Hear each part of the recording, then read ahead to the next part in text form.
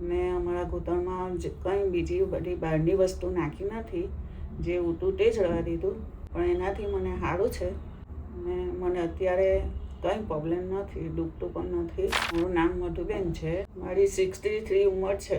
મેં America Richmond વર્જિનિયામાં રહેતા હતા. રેસ્ટોરન્ટ હોસ્પિટલનું યુટ્યુબ પર જોયું, એનાથી અમે આવ્યા, પણ આ ડૉક્ટરનું અમને ખબર પડી એટલે અમે અહીંયા બતાવવા આવ્યા.